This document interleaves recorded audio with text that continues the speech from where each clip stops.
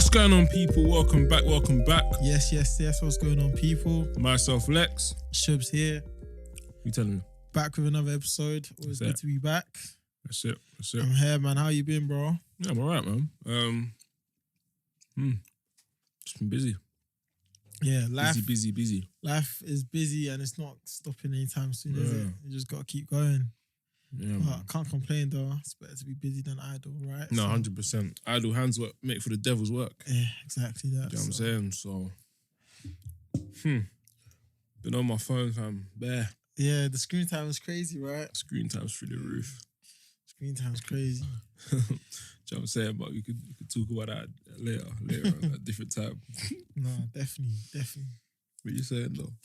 Nothing much, man. To be fair, yesterday I was at Go-Ape, and that kind of, do you know what? Yeah, when you're at Go-Ape, so basically, just for those who haven't been Go-Ape, right? It's a outdoor challenge, and it's like there's ropes and all this stuff in the trees, and there's obstacle courses all up in the sky and stuff, and like there's 3 levels, right? So level 1 is hard as it is. And level 2... Level 1 is not hard though. Level 1 is hard. Have you been to the one in Battersea Park? Yeah. It's not hard. Level 3 is hard. Okay, well, I'm scared of heights, so I don't care what Alex says. So cool. Level 1 is pretty hard. Level 2 is freaking hard. And level 3 is beeping hard. But anyways, while you're there, you kind of go in groups of like 14, 15. Mm-hmm. So sometimes, well, not sometimes, all the time you have to wait. There's always someone ahead of you, right? Or there's always people ahead of you. Yeah. So sometimes you have to wait for the next person. And sometimes the person ahead of you could be so scared and having a panic attack and everything that you gotta wait. So you're up there in the sky for a minute, right? Mm-hmm. And yesterday, bro, I was up there for a minute thinking about a lot of stuff. So I got a few things to say today. But yeah, so yeah, just like first thing I want to say is like, obviously, like I said, I'm scared of heights, right? Mm-hmm. And it's one of those things where, like, I don't know where it is, but it's just, even with the harnesses and everything, like, I'm still scared. But one thing that I've noticed, or that I've said to myself, is like, we always say, feel the fear and do it anyways, because fear can really paralyze you into like inactivity. And there's one quote that I love from Will Smith. You know, I'm a quotes guy. He was talking about, this was when he was about to do skydiving, right? And after he did it, and he was like, the best things in life are on the opposite side of fear, which is just the reality of it. Because even after accomplishing it, you feel so fulfilled after. You feel like, oh wow, I overcame an obstacle, or overcame a fear or something that my mind was telling me not to do, but I still did it anyways. Do you know what I mean? So it's such a rewarding feeling. But when, like I said, when I was up there, it just made me think like this is the kind of perfect analogy to life, if you know what I mean. Like a lot of the time, we're just scared to do stuff, and we just hold ourselves back. So on a backtrack, So, you know, you said fear like basically freezes people. Basically, obviously, we all understand what fear is. It's an emotional response, right? And the body basically becomes stressful. So when the body becomes stressful, a chemical called cortisol is released into your body, which is a poison, right? So that's why you notice, like, when people are like under stress or they're nervous, they start like, I don't know, they might start like twitching their leg or just doing some sort of thing that makes them like look agitated, basically. So I think first things first is understanding, is being consciously aware that, you know, you're feeling stressful, and just changing your response to that. Do you know what I'm saying? Because like there's bare times where I've been like feeling like, well, I don't really get nervous. Do you know what I'm saying? But there's bare times I'm thinking like, I'm probably like a little bit scared. Do you know what I'm saying?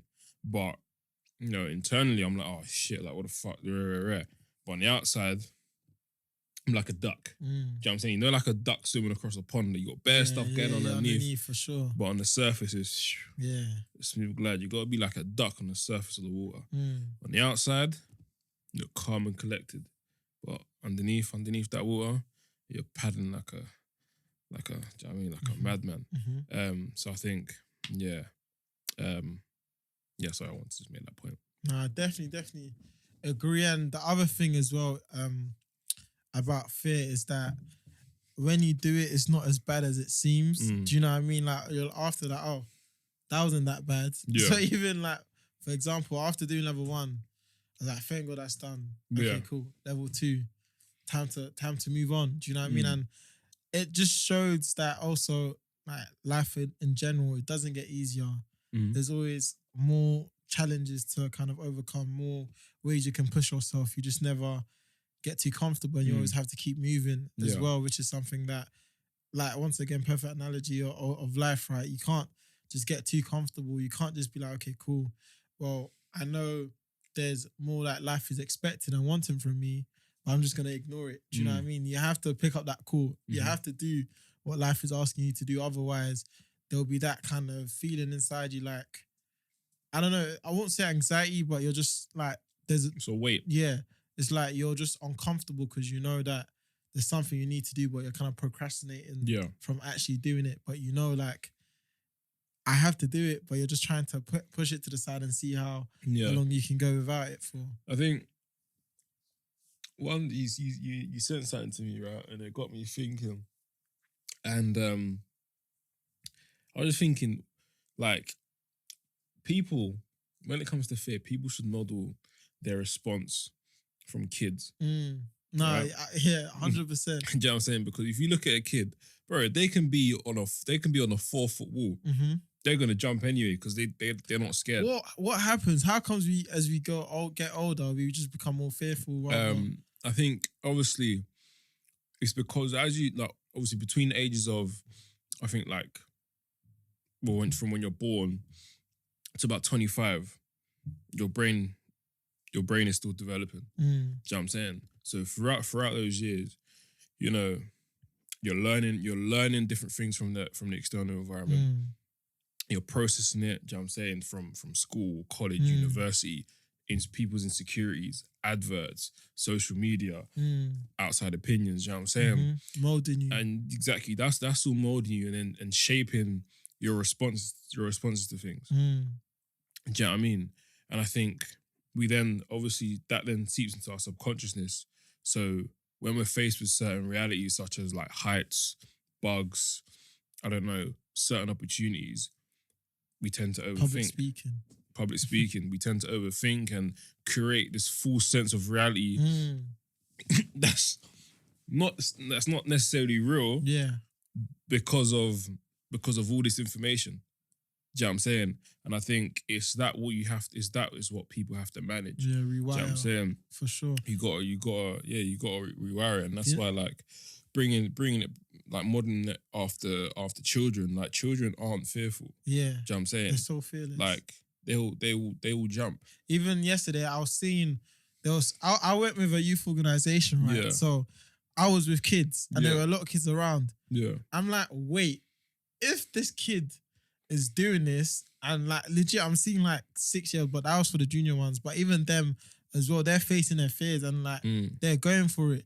And funny enough, one of the people I was with, this young girl was like shouting at her, and she's like 25, 26, right?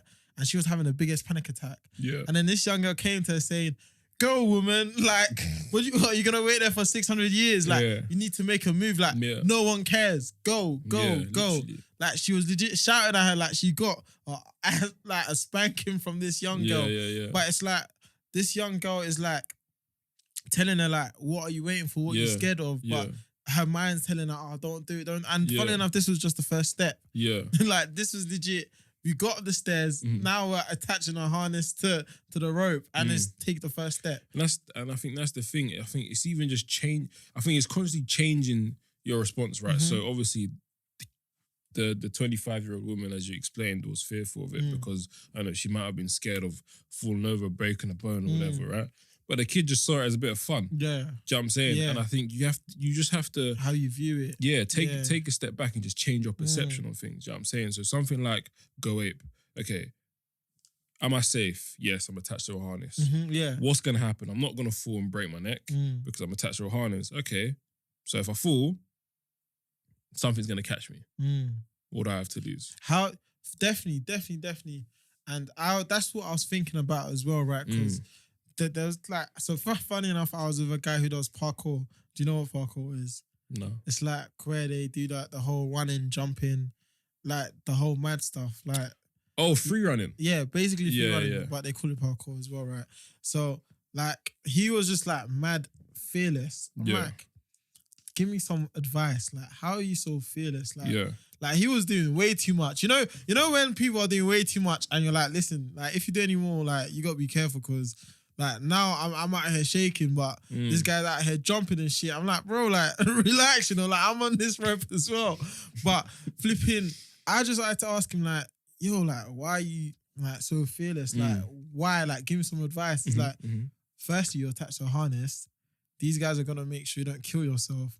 So you're fine, innit? Do you know what I mean? But it's just your brain that is so uncomfortable. There's not actually realizing that worst comes to worst, like you'll just be hanging in the air. But you're not gonna drop, you're not gonna die. Do you know what I mean? But how can you apply that to life now? For example, taking an opportunity. For example, us leaving a job to fulfill your passion. You ask yourself, what's the worst that's gonna happen? And you weigh out the pros and cons. As simple as that. And I think that's like I think.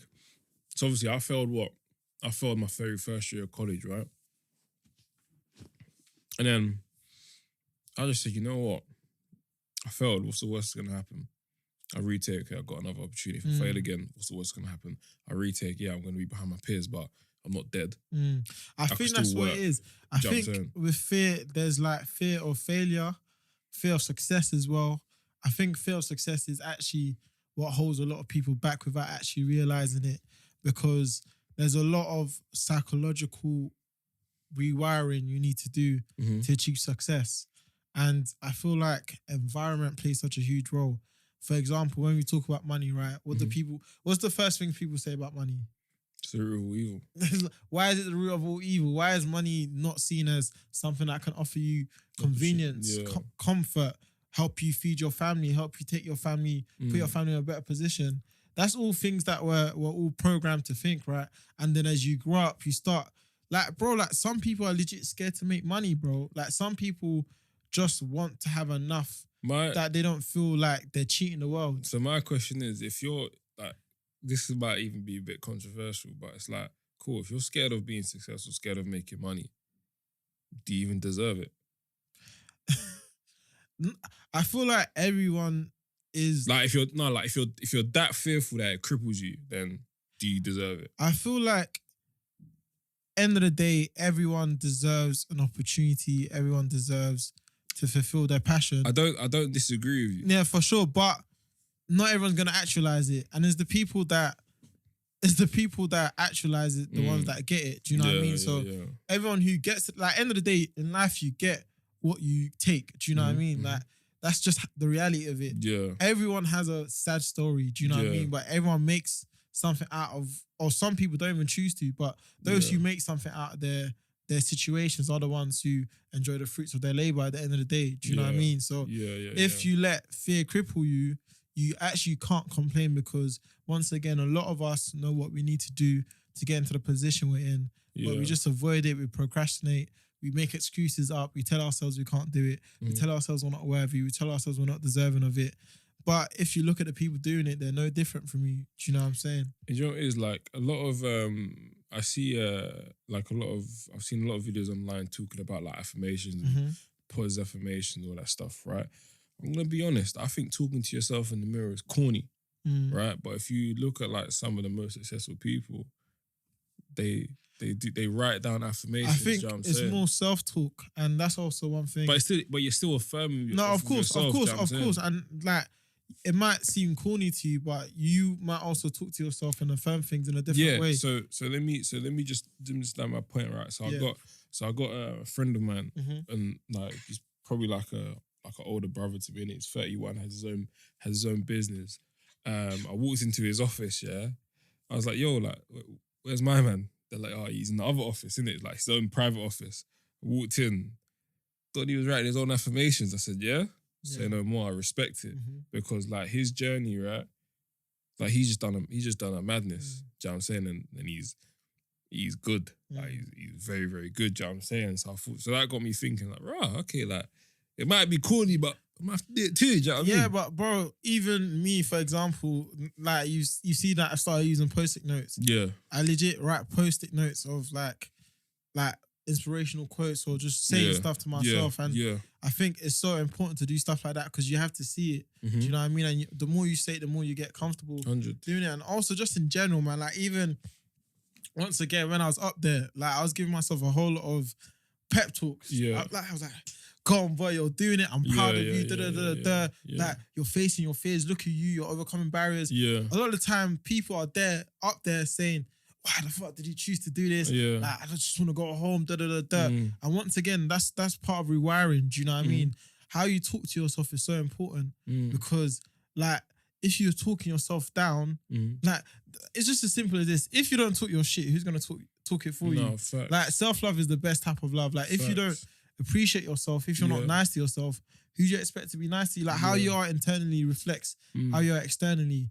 And there's a lot of internal work that we have to keep on doing because, like, the more confident you feel in yourself, the more you can offer to the world. Do you know what I mean? It doesn't really come from, like, external factors. It doesn't come from what you drive or what you wear. It comes from how you feel. And you start to radiate that. So self-talk is so important, whether that's affirmations, constantly telling yourself you're worthy, you're deserving, that you are loved, all that kind of stuff. Do you know what I mean? And that's the kind of stuff that kind of helps you overcome so much trauma and so many things that have been projected to you over life because it's just so many things are kind of how you just grow up and you just take it like that, but you need to make sure that you're doing that work so you can put yourself in that kind of position. And just on your point of rewiring, I was actually listening to a podcast yesterday. I was driving somewhere. Listened to a podcast yesterday and it basically said like, if you only rewire your brain, right? There's there's a specific chemical that actually like invokes that rewiring of your brain and a behavior, right? So like, let's say for example, you know, if you can't study for long periods of time, right? The guy basically said, okay, like every day for 10 minutes, like sit still and just meditate. Do you know what I'm saying? Right?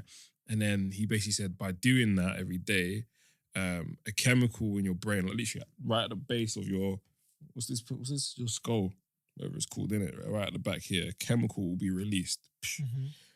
Obviously, it will go around all the central nervous system. But then when you actually sleep, that's when the rewiring will take place. Do you know what I'm saying? So over time, being able to sit still for 10 minutes will just be like child's work, child's play. Do you know what I'm saying? So I can't remember what the podcast is called, but it's just like, I guess we can relate it to just building a habit. Do you know what I'm saying? By doing the same thing over and over again, it becomes second nature.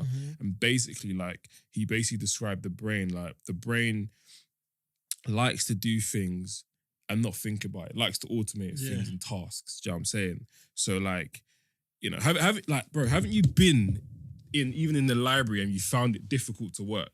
Do you know what I'm saying? For long periods of time, right? And it's basically saying that because you're kind of forcing yourself, you're becoming agitated, you're becoming frustrated, do you know what I'm saying? So it's basically just like, so if you want to rewire your brain, similar to just building habits, like just do the same thing over and over again. And like, it's going to feel a bit shit and it's going to be difficult, but there's a certain point that you're going to reach and it's just going to get easier and easier and easier. Do you know what I'm saying? No, facts. And another fear that cripples people as well is fear of judgment. Like a lot of people, and it's so funny because I'm not sure if you saw what I posted from TikTok, the people with main character syndrome that think, it was so funny where they think that everyone is watching them, they think everyone cares and all that stuff. But the reality is no one actually cares. Do you know what it is? Do you know what it is, yeah? It's either one or two things, right? No one's watching you, or the people who are watching you are either hating or supporting. So one of three things, either hating or supporting. Do you know what I'm saying? So whoever's watching, give them a show. That's honestly how I see it. Do you know what I'm saying? If people are watching, let them watch. Give them something to watch. For sure. Do you know what I'm saying? Like, for sure. But I also feel like, and this is one thing, like, we're in so much echo chambers that, like, sometimes you need to take yourself out of it. And like this is why I kind of love traveling as well. Because when you go to a new environment and you notice that, but even just in general, like I don't know if it's me, but like people are going through stuff. Like you're the least of their worries. Like so many people are just caught up thinking people actually care about what they do. Like, and this is I'm talking from like personal experiences as well. Like, there's legit times where even on social media, I won't want to post things because I'm like, raw, flipping, I can't let them see that side of me, or I can't be that person, or I got to stick to this type of look or brand or whatever it is. But bro, really and truly, no one cares. Like, even when you see people watching your story, and there might be a lot of people, some of them are just swiping through it, bro. You know what I mean? Like, no one's actually taking it in, digesting it, and being like, oh, like, raw, Shubbz is doing this. Why is he doing that? Or maybe they are, but who cares anyways? Do you know what I mean? And I feel like once you kind of let go, like, when you have that fuck it mentality, right? And it's like, I'll do what I want, and I don't care what anyone thinks. The freedom is crazy, bro. Like, the freedom is actually mental, and that just gives you so much room to grow. Because at the end of the day, it's like you're actually noticing that you gotta become the best person you can be, regardless of what people are gonna say or what people are gonna think. Whether someone's like, oh, why is he doing that? Why is he trying that? But at the end of the day, bro, when you get to your destination, everyone's gonna be like, I knew you could make it. I knew it was possible. I'm so proud of you. But if you just let people talk you out of it, or you let people kind of like hold you back, you're not gonna get anywhere. Do you know what I mean? My thing is, it's like, cool. If you're not in my circle of respect, like, you can do one. But even your circle of respect, a lot of people project stuff, and that's one thing I've noticed. Because one thing, like, a lot of the times there'll be so many. I don't know how to explain it, bro. But I'm a high agency person, right? And high agency means like someone who does things on their own accord, uses their own initiative. They don't wait for anyone to tell them what to do. They're independent thinkers. They're people who think for themselves. And I've had to become that person, because if I wait for permission, and at the end of the day, I don't actually need permission from anyone. There's all imaginary rules. Do you know what I mean? Like, there's like, who makes the rules? Do you know what I'm saying? You don't need permission from anyone to be yourself.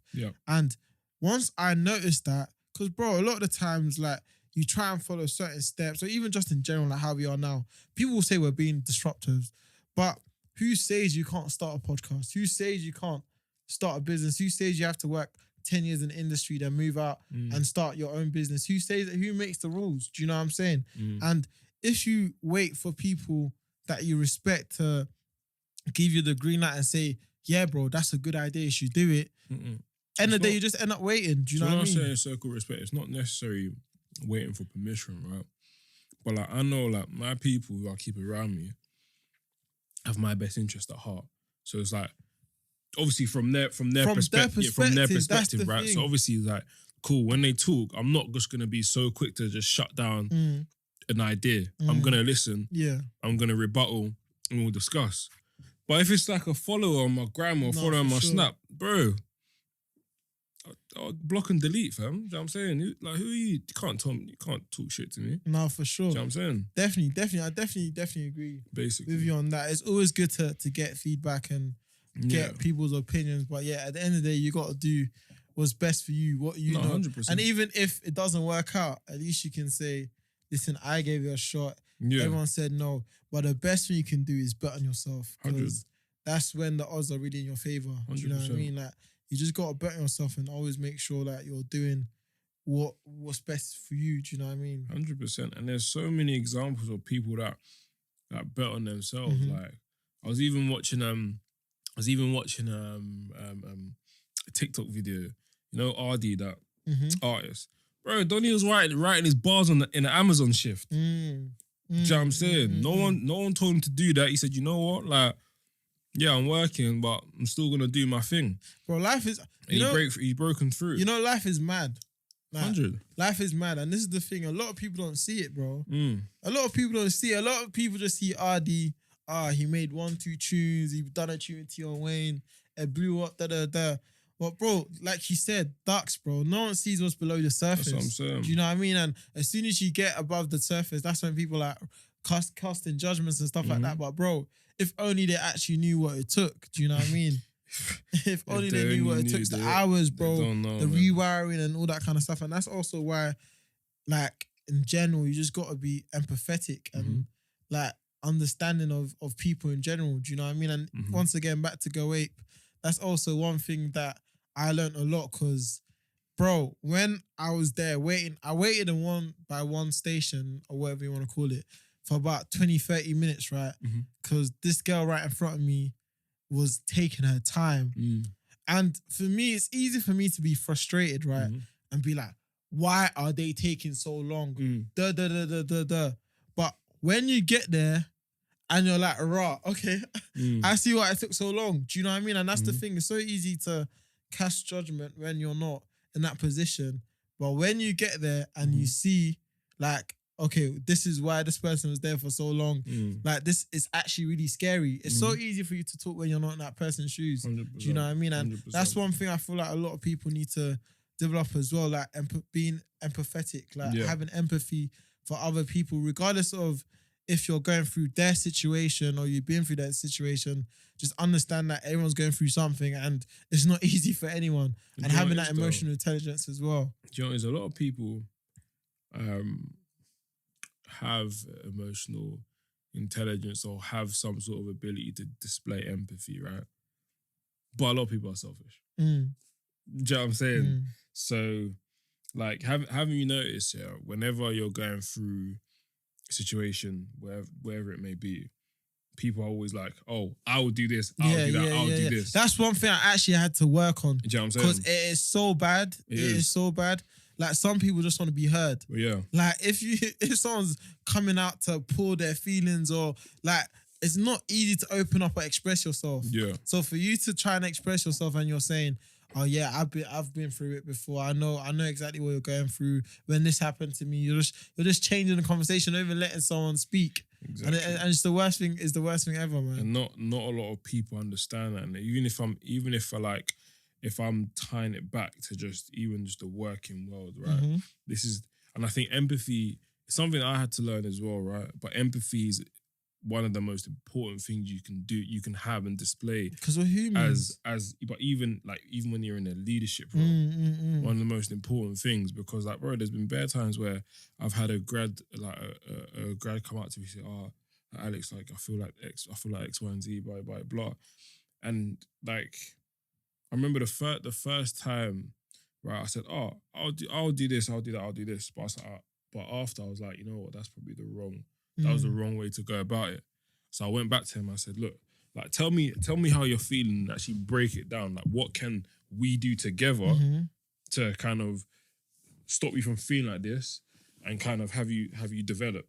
Do you know what I'm saying? So just having a spin-off thing, just about being just aware, man. Yeah, for sure. And even, like, once again, talking about leadership, when I was at Converse, like that, like my leaders, my managers were so, like, amazing at showing empathy because even, for example, where the whole Black Lives Matter situation happened in the workplace, a lot of people were running and shying away from conversations in general. Like, I had friends saying, like, no one actually said anything to us or where.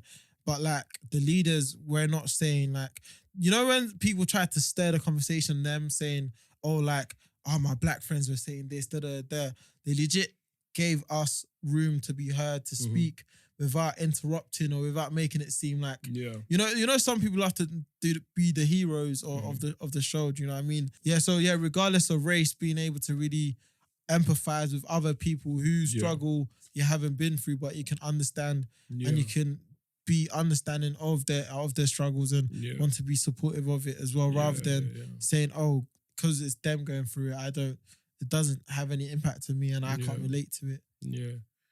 I think another thing of being fearless is having confidence to have difficult conversations. Yeah, oh my word. Do you know what I'm saying? Like, obviously, like, I can understand not everyone can be bothered to have a difficult conversation, right? But I mean, it's a part of life, and it's actually such a part of life. And that's one thing that I've had to work on as well, man, because naturally, like I said all the time, I'm an introvert. And I can be a shy person. Do you know what I mean? And bro, like one thing about me, I used to hate speaking up, but it's so bad. No, like you gotta speak shying up. away from uncomfortable conversations. Like at the time, it might feel good that, oh wow, thank God I didn't need to raise this point. Thank God I didn't need to say how I feel. But you start building up some resentment, and like you just won't. Like you just start seeing yourself in a different type of way, and this can happen in friendships, relationships, work situations, and stuff like that. And like there's people that speak so easily. Whenever they're not happy, they'll say it. And I used to feel like, rah, like why are they always talking about how but they're probably the most peaceful type of people. Do you know what I mean? Like they have so much peace because they're not holding nothing within. Yeah. Whereas you feel a certain type of way to someone because of something they done. You're trying to let it slide. You're trying to like brush over it, but it's still there. And you just start seeing all these kind of things, all this passive aggressiveness or microaggressions kind of start popping up. Do you know what I mean? And if you look back at the root of it, it's because instead of you actually speaking up on how you felt, you just let it slide. Or when someone's like, oh, do you have anything to say? You're like, no, I'm all good. Do you know what I mean? And that's also one thing that I had to work on as well, because even in relationships as well, it's proper toxic. Do you know what I mean? 100%. But it's part of life, innit? And the fact of the matter is, you can either choose to be fearful or fearless. You know what I'm saying? You gotta, like, whichever one you pick, it's not going to be easy. Do you know what I'm saying? So you got to pick your poison. The feeling of regret always weighs more than 100%. Regret will eat you up inside still. And I think that's one thing that really pushes me, because end of the day, no one wants to be on a deathbed and say, like, rah, like, I wish I'd done what I said I was going to do. Do you know what I mean? And not to get deep, but legit, the other day I was speaking to someone and they're like, are you scared of dying? And I legit said no, because end of the day, I'm waking up every day chasing my dream, doing everything I can to be the best person I can be. I'm actually living my life as fulfilled as I can. So when it's time, there's, of course, with more time I could achieve so much more, but no one can say I didn't try. And do you know how to me that's like one of the best feelings ever, because I know it's fulfillment. There's I'm trying to make sure I leave with everything, like nothing left in the tank. Like I say all the time, down E. Do you know what I mean? Like nothing left in the tank. And right now I'm actually pushing the boat. I'm trying to step on that pedal. Do you know what I mean? And that's the thing. Once you kind of know that, okay, cool, you're doing everything you can, or everything, you know that, wow, this is fulfillment. Do you know what I mean? So that's one thing that's super, super important, because once you have that feeling, like you just kind of feel on top of the world. 100%. You know what I mean? I think even having the confidence to do just basically just go against the grain of society, right? Because fam, is predictable. You go nursery, you go school, you go secondary school, college, university, you get a job, you work until you die. That is an average person's life, if they even go on to further education. Do you know what I'm saying? They don't. The average person still works, and they work until they die. They have a couple of kids, probably get a cat or a dog, go on holiday once a year. Do you know what I'm saying? Like, yeah, they can afford the odd luxury here and there. Fam. Facts, do you know what I'm saying? It's predictable, and it's just like, cool. Like, imagine if every one of those average people, right, decided to say, you know what? I'm going to stretch the pack. I'm going to do everything I can do. Bro, the world would be a better place. Do you know what I'm saying? So it's just like, bro, people are like, obviously not to get all morbid in that, but people are really out here dying and like with mad ideas in their head, mad knowledge, like mad things that have been created. The graveside is the richest place on the planet. That's what I'm saying. It's just like, you got to ask yourself, raw, do you want to be that person? Like, do you want to be that guy? You got this mad idea in your head, but you can't even execute it because you're 6 feet under. Do you know what I'm saying? And bro, that's the sort of questions that I think about on a daily. Do you know what I'm saying? There's like, bro, when I'm feeling like I can't be bothered, I'm getting out of bed, bro. Do you know what I'm saying? Because fam, you as I say, you gotta stretch the pack. Like you gotta stretch it. Do you know what I mean? It's mad. It's mad. And once again, like, you can legit take it as far and as wide literally as you want. Do you know what I mean? Like when people say the sky's the limit, the sky really is the limit. That's what I'm saying. Once again, it's down to so many things, man. From spending those 3 hours off in the trees, there was a lot of thinking time. Because you know when you're just on your phone, you don't really take time to process things and digest things. But like you said, like legit, sky is the limit. You can take this as far as wide. Because even while I was there, I was like, who the hell thought to do something like this? Do you know what I mean? Yeah. So there's this guy called Eliud Kipchoge. Forgive me for butchering his name. But he's a marathon runner, right? Yeah. And before him, everyone thought it was impossible to run a marathon in under 2 hours. He managed to break that record by 1 minute. He'd done it in an hour 59 minutes.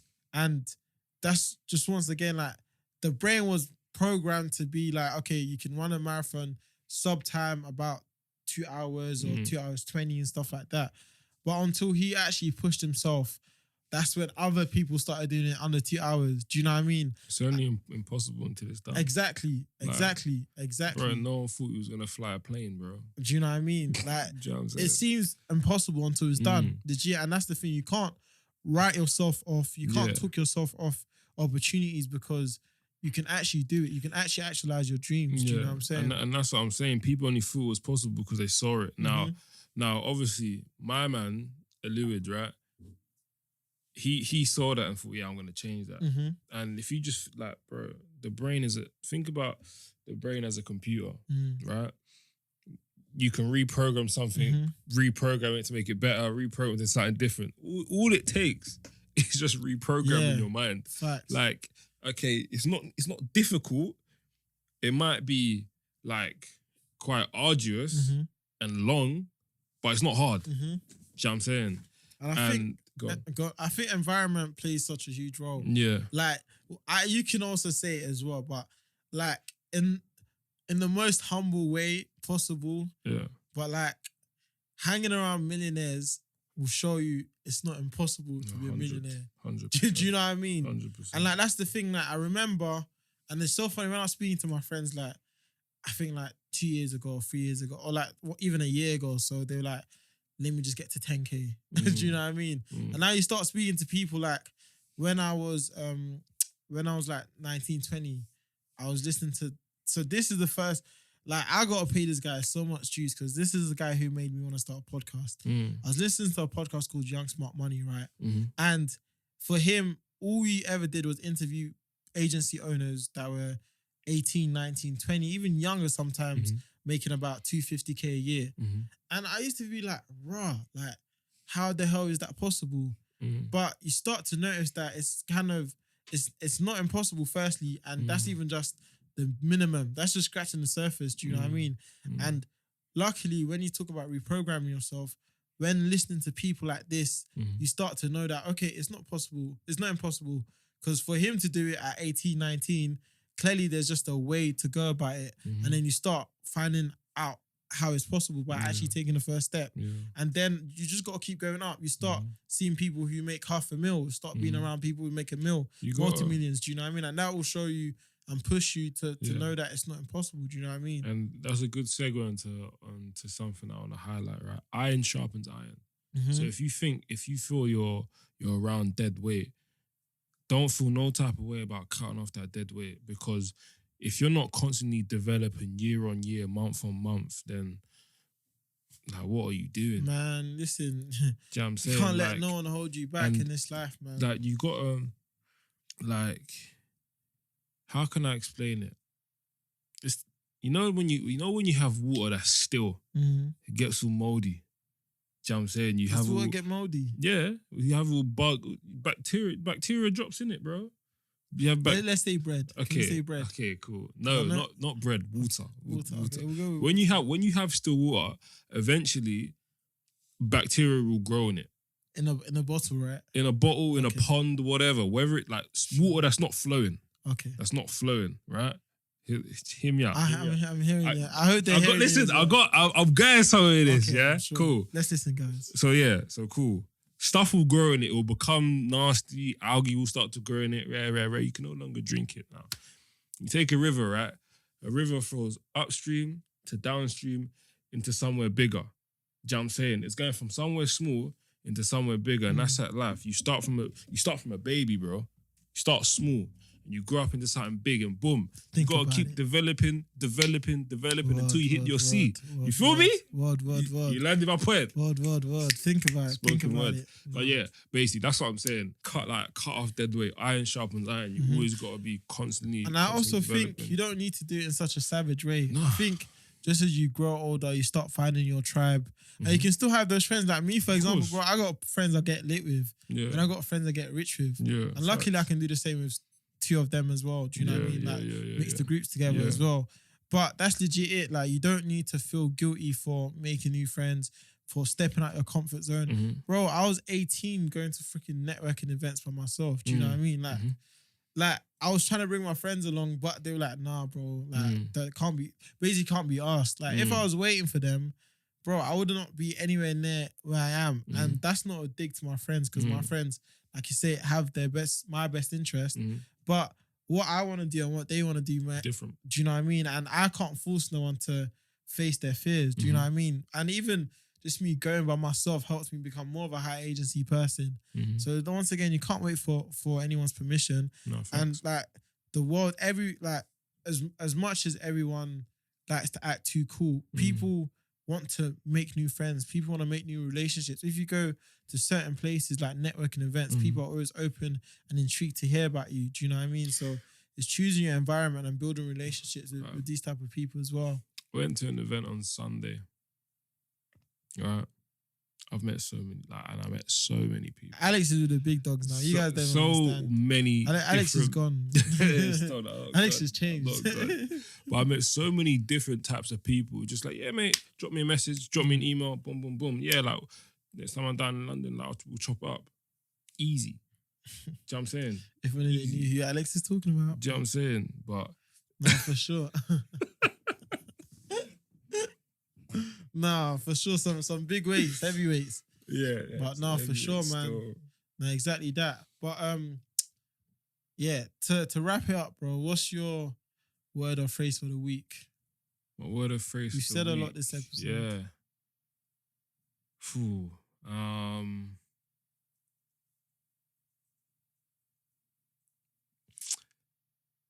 Growth. No, it's not even growth, actually. It's I got a phrase. Iron sharpens iron. Iron sharpens iron. I also just want to echo that it always seems impossible until it's done. Because when I was on them ropes, bro, I was like, man, oh man, what have I done? Yeah. Shubbz, what have you signed up for? But my thing is iron sharpens iron because, like, bro, as in, I've seen people been held back because of who they're surrounded by. And once they've made that chop, not necessarily on a bad brother thing, like, I'm gonna stop chilling with you, but you know what, like, you lot are there, man's gonna do my thing. Do you know what I'm saying? Iron sharpens iron. And like, I carry that rhetoric, bro, and that ethos just throughout life, bro. Do you know what I'm saying? It's nothing personal. Never. You always gotta make sure you're doing what's in your best interest as well. Exactly. So for sure. But that's it, guys. Remember, iron sharpens iron. Remember, always seems impossible until it's done, and also focus on things that move the needle. Bow. Have a great week. Like, share, subscribe. All that good stuff.